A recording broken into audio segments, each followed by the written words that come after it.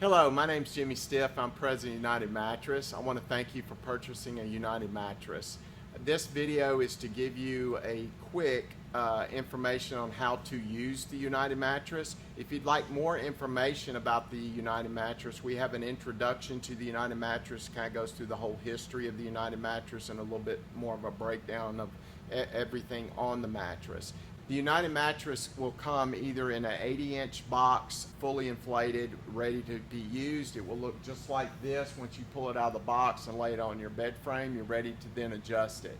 If you get it in the 44-inch box, the mattress will actually be folded in half. The middle section of air will be reduced, so you will have to add air, probably about 15 pumps to get it fully inflated. As far as cleaning the mattress, it's a simple spray it down, wipe it off. Both the top and the bottom are non-permissible, so fluids won't get inside the mattress.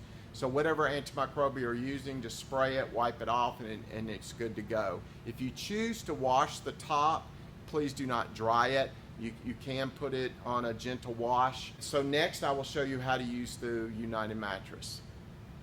Alright, now we've placed the mattress on the bed frame, and I want to show you how to use the pump that comes with it.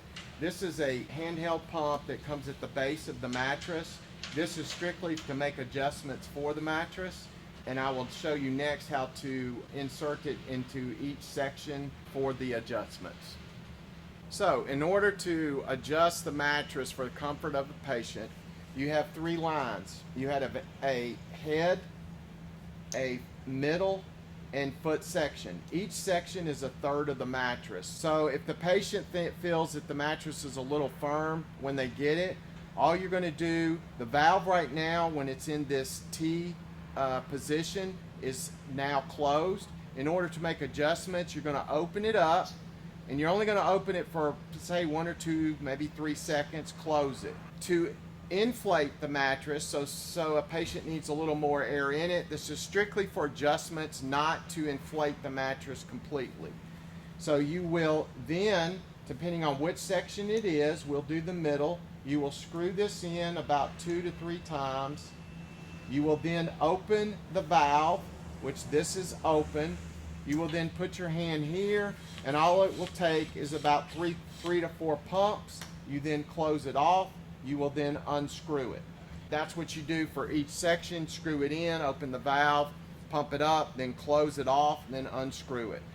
Next part of this, we will show you once a patient's on here how to make proper adjustments to know that that patient's in the right position to heal wounds. We now have the patient on the mattress, and at this point it's about adjusting the mattress first for the comfort of the patient. You're going to go back to your 3 lines here, the head, foot, and middle.